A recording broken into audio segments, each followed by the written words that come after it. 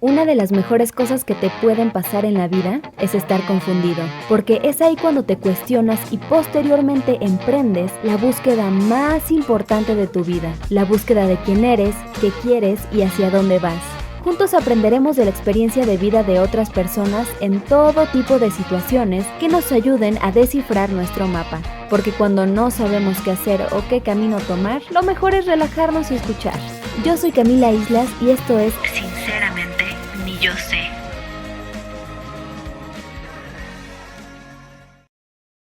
¿Qué onda, amigos y amigas? ¿Cómo están? Bienvenidos a un episodio más de Sinceramente Ni Yo Sé. Regreso a este espacio, mi queridísima Lucía.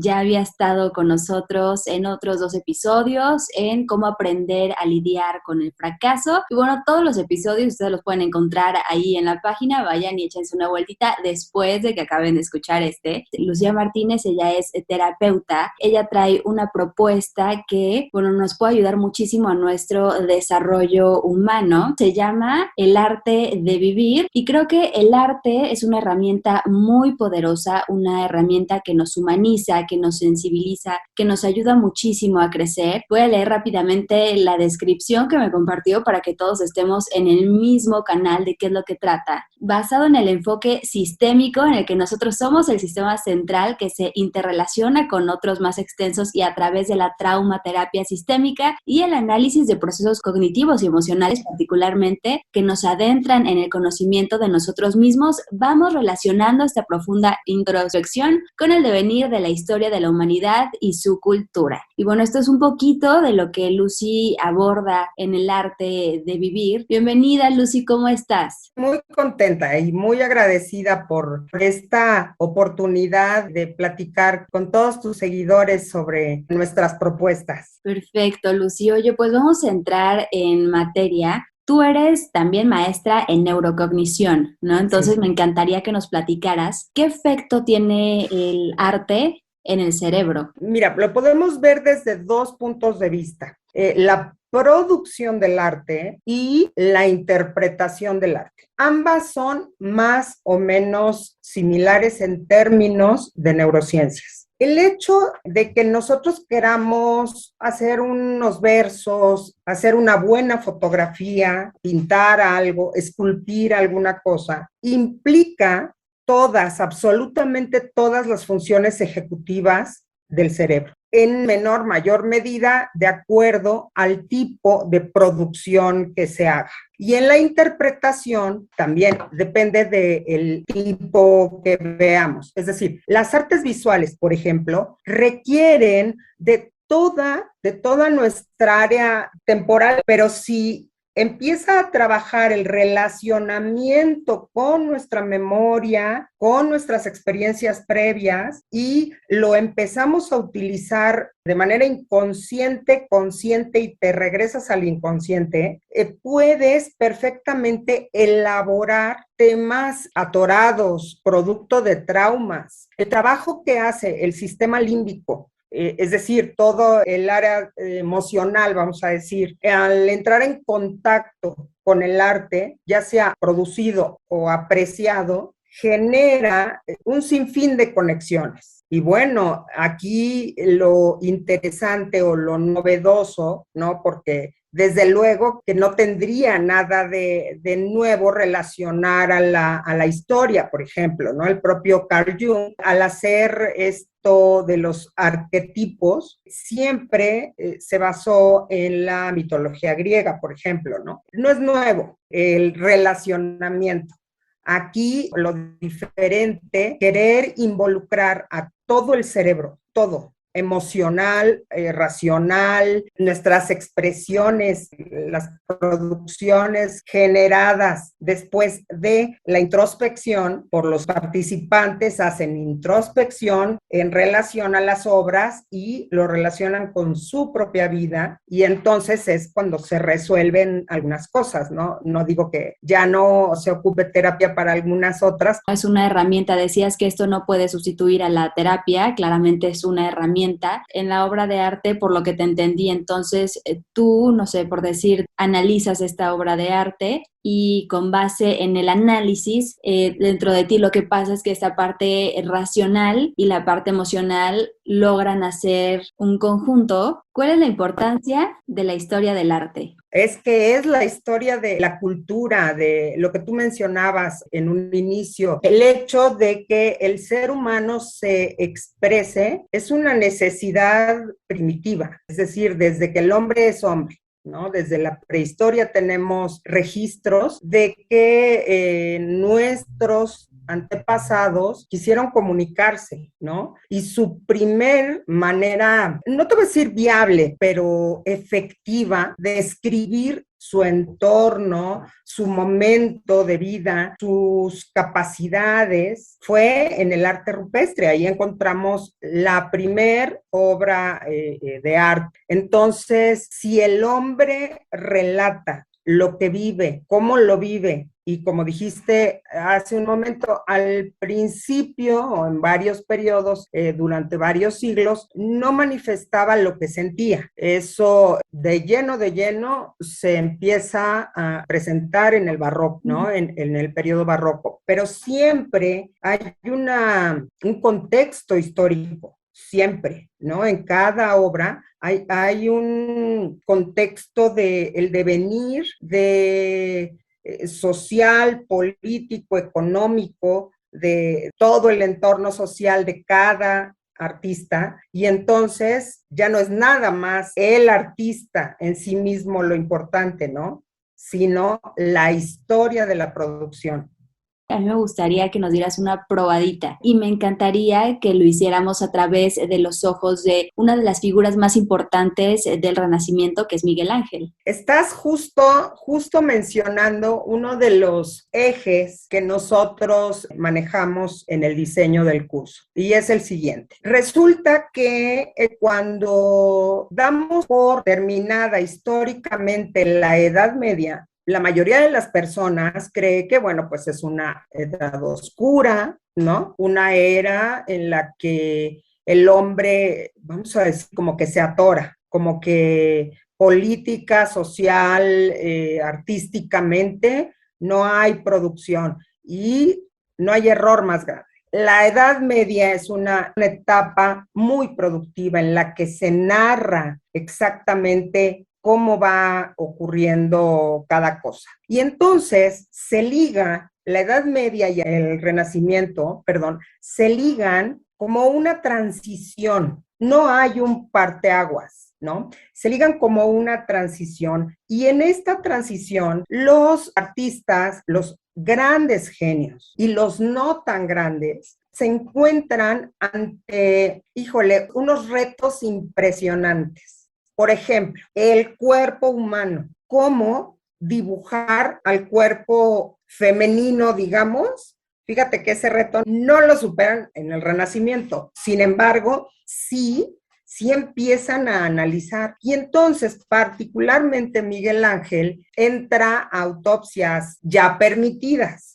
No el caso de Leonardo, por ejemplo, ¿no? Que él sí entraba a autopsias completamente clandestinas. Pero en fin, Miguel Ángel, bueno, nada más decir que es un personaje con el que nosotros podemos encontrar similitudes emocionales, porque, mira, él pertenece a una familia adinerada, pero venida un poco a menos, ¿no? Y entonces su padre quería que sus hijos fueran o abogados o médicos o banqueros como él. Él era banquero, bueno. Pero entonces, él, al no poder tener todo el nivel de vida que tenía antes esta familia, Miguel Ángel vive los 6 primeros años más o menos de su vida con su nodriza y su esposo, con la magnífica coincidencia de que el esposo es cantero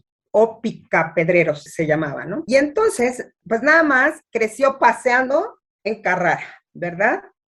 Viendo, midiendo, y este hombre le platicaba, mira, observa, cada piedra tiene una veta, sí, completamente blanco, pero tú guía y la piedra te habla. Este amor, de pronto podemos conocer a familias de profesores, ¿no? O familias de ingenieros o de médicos. Lo que pasa es que la vocación tiene mucho que ver con lo que te cuenta alguien. De aquí, por ejemplo, podemos extraer alguna de las características más importantes de Miguel Ángel en su producción artística, y es que él eventualmente hacía bocetos, pero su inicio del proceso artístico empezaba con la piedra.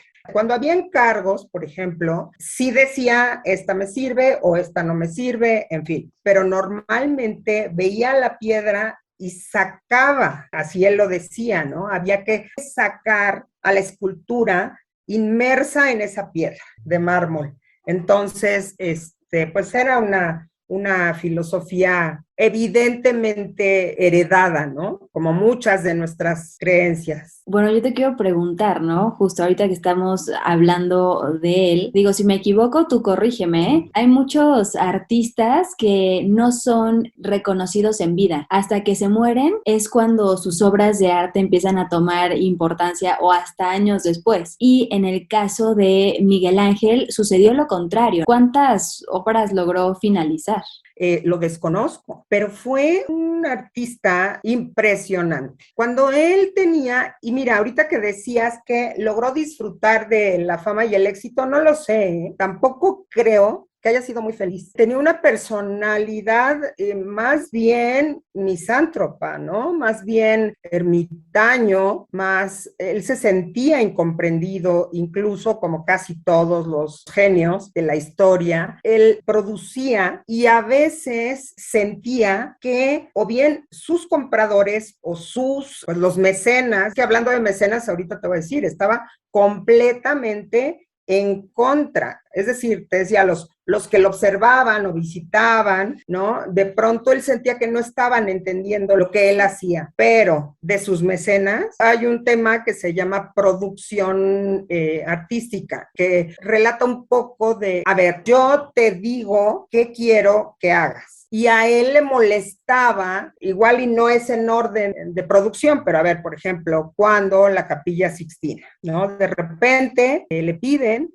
que pinte 1100 metros cuadrados de una arquitectura no completamente plana, pero además le piden que sean frescos. Entonces, el fresco tiene que trabajarse tal cual en yeso húmedo, porque si se seca ya no se puede corregir. Hay muchos detalles y muchas historias en cuanto a este trabajo del techo de la Capilla Sixtina, ¿no? Por ejemplo, que él rompió varios trabajos ya terminados, los rompió porque ya se habían secado y no había quedado. El mecenas o el que te pide el trabajo en esta época te dice lo que quiere, ¿no? Y a él le pidieron un trabajo y él dijo, ¿por qué no hacer toda la creación, ¿no? Todo el Génesis. Y entonces pinta todo el techo, la parte pues del techo en la que está el Génesis, y cuando baja muchos meses después se da cuenta que no se ve nada. Entonces imagínate su frustración, pero bueno, así se tuvo que dar la parte del diluvio, la parte de la creación como quiera, porque de Adán, porque está en medio, digamos, se ve un poquito más.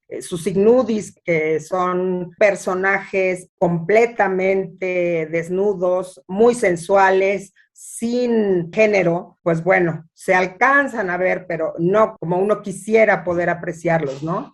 Para él en ese momento. Y entonces ya los laterales sí ya hace figuras enormes, pero todo esto en contra del plan original de quien lo contrata, porque él dice que la producción artística debe ser una prerrogativa del artista. Aquí yo te pregunto, ¿tú crees que haya algún parangón o alguna similitud con nuestra vida? Tú eres muy joven, pero con lo que has vivido puedes encontrar pues tratar de entenderlo. Creo que toda esta historia que ahorita me compartes, porque igual yo puedo llegar y ver cualquier cuadro o cualquier escultura o no sé, cualquier cosa y decir, pues está bonito, ¿no? Pero cuando conoces toda esta historia y ahora sí que todo el desarrollo de cómo, del contexto, ¿no? El contexto que estaba viviendo la artista, cómo lo hizo, qué fue por lo que pasó, es más fácil conectar con la obra, el por qué está cada detalle ahí, por qué está acomodado de esa manera, por qué los colores. Y esta parte que me comentas de que la frustración, porque cualquiera se hubiera imaginado entonces si Miguel Ángel sí fue reconocido en vida, entonces disfrutó de ese éxito, ¿no? Tenía esta personalidad perfeccionista y yo creo que sí, imagínate, a mí me pasa y me vuelvo loca. Sí, claro, claro. Y de pronto te decía, uno llega a entender cuántas veces en nuestro desarrollo profesional hemos sentido cierta carencia de libertad. Si no se puso a tirar todo lo que había hecho, porque ya no le dieron presupuesto. Pero fíjate, dijiste una palabra, frustración. Por eso te decía, pero a ver, a él de entrada, él estaba antes y haciendo un proyecto que lo tenía encantado. Resulta que Julio II le había pedido que le hiciera un como mausoleo para guardar sus restos cuando fuera conveniente. Este era un papa. Entonces, empiezan a hacer el proyecto juntos y es una cuestión maravillosa. Para esto, Miguel Ángel andaba por allí de los 40 años. Resulta que entonces le dice, oye, un mausoleo, no, bueno. Y él se pone encantado y le presenta un proyecto de 70 esculturas. O sea, ¿cuántas iba a ser por año? No. O sea, pero además la propuesta era que en 4 años iba a estar terminada o algo así, ¿eh? Tampoco me quiero comprometer con el número de años exactos, pero lo que sí sé es que, sí, por eso ya no me salieron las cuentas, querida, que 4 años pasó escogiendo las 70 piedras. Las 70 piedras sí las llevaron al Vaticano, pero de nada más pudieron poner 7, de las cuales nada más 4, eso era lo que tal vez te quise decir y ese fue mi 4 doble, nada más 4 las hizo Miguel Ángel. Obviamente, no había tiempo, es decir, herramienta, asistentes, simplemente la transportación de Carrara al Vaticano de las piedras, ¿no? Pues esto, a él le dijeron, bueno, pues ya lo terminamos así con estas 7, que de todas maneras es un trabajo impresionante. Me decías, ¿cómo sería en el curso? En el curso simultáneamente estaríamos viendo los detalles y pues un poquito de la parte técnica. La verdad es que nos asesoran en términos de historia del arte y allí tratamos esto, pero ese no es nuestro objetivo primario, vamos a decir, ¿no? Bueno, y entonces está encantado y hace un Moisés, que es una de las esculturas más grandiosas que puede haber en la historia del arte, pero por un problema de información allí, no sé qué, mucha gente cree que es Neptuno, ¿no? Porque tiene o Zeus, no sé, le ven, a ver, Miguel Ángel sí se influencia en su producción muchísimo por el clasicismo griego. Esta armonía y esta proporción del cuerpo masculino, del cuerpo masculino, es evidente, ¿no? Igual que en Grecia. Bueno, y entonces produce lo que se te ocurra, una ninfa que hizo, bueno, pues en este mismo mausoleo hay un par de cuerpos de mujeres que cuando los ves bien, te das cuenta perfectamente que sí, a anatomía femenina no entró, pero tampoco tuvo modelos desnudas. El tema es que él era profundamente religioso y para él había que sacrificar como un poco este estoicismo también clásico, había que sacrificar este deseo carnal, esta humanidad por el arte. Él se sabía instrumento de Dios, él quería servirle a Dios pero bien influenciado por la religión. Yo te quiero preguntar también en esta parte, porque me llama muchísimo la atención, ¿cuál es la característica anatómica del cuello que Miguel Ángel descubrió? Porque es uno de los datos curiosos que de repente más le llaman la atención a las personas, ¿no? O sea, ¿qué fue esto que él descubrió? ¿Por qué es tan importante? Hay un momento histórico, repitiendo, ¿no? Así como todos nosotros tenemos un flashback que nos marca, resulta que en algún punto se encuentra en Troya, hay una historia maravillosa de el origen mitológico de esta obra que te voy a decir, que es Laocoonte y sus hijos. Bueno, es muy lindo el cuento, pero no es el tema. El punto es que la encuentran, ¿no? Un monolito enorme, lo encuentran en Troya y el Papa manda a Miguel Ángel a que autentifique esta obra que de verdad es, antes del Renacimiento no está muy claro quién hacía qué artista hacía qué. Entonces, bueno, él por esta cultura la lleva a Roma y ahí la revisa y la analiza. Hay un antes y un después en el trabajo escultórico de Miguel Ángel, porque él empieza a ver ciertos rasgos en las manos, en el cuerpo de Laocoonte, pero entre lo que aprende a observar y las operaciones, ¿no? De cadáveres, encuentra la yugular. Hay observación, ¿no? Si bien de este rescate de un clásico antiquísimo, él aprende algunas cosas, ¿no? Y de las autopsias aprende otras, sí se mezcla este desarrollo de percepción y de observación y etcétera. Y de veras sería un genio. Bueno, pues un siglo antes de que tuviera nombre y función la yugular,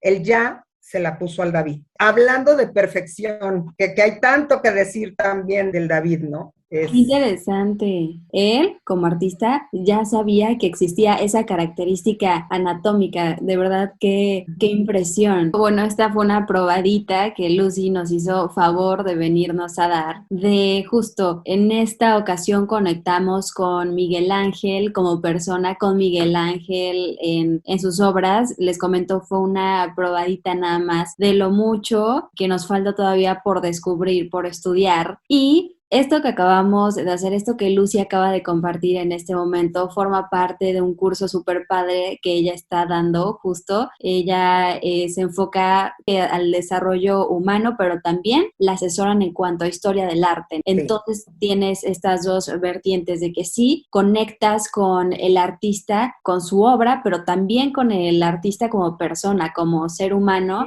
que estaba hablando su propio lenguaje, que estaba expresándose de la manera que él mejor sabía, y ahí es cuando ocurre esta proyección de la que Lucy nos habla, ¿no? En la que entonces el arte vuelve a estar vivo y vuelve a tomar forma ahora en ti y en tus percepciones y en cómo tú lo vas acomodando dentro de ti. Desde tu perspectiva, ¿cuáles son 3 de sus obras más representativas? Desde luego el David, mausoleo de la Sixtina, digo que es de mis preferidas, el juicio final completo. Yo creo que él quiere manifestar esta grandeza de Dios Hijo. Y entonces lo pinta en el juicio final, te lo prometo, yo veo a Hércules, en serio. Él no lo vistió, ¿no? Fueron otros, y eso lo vio, ¿eh? Es decir, él estaba vivo cuando todavía le pusieron paños para ser pudorosos a la Virgen y a Jesús.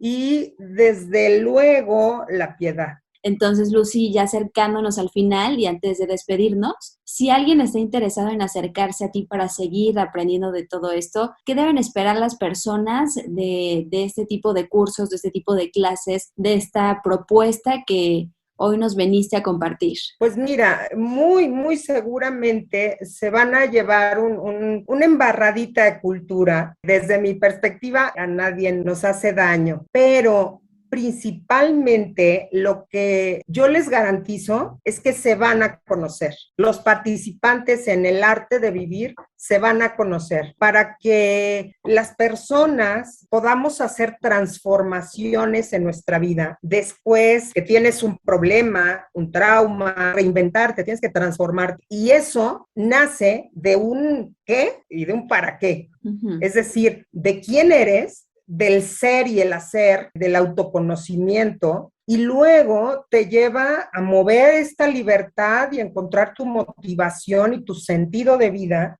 ¿no? Uh-huh. Y hasta allí es el arte de vivir 1. En el arte de vivir 2 ya viene el cómo. ¿Cómo te pueden contactar? Ay, pues gracias. Mira, es un teléfono, es un celular, entonces por WhatsApp, siempre se utiliza el WhatsApp de la asociación y es 722-246-9683.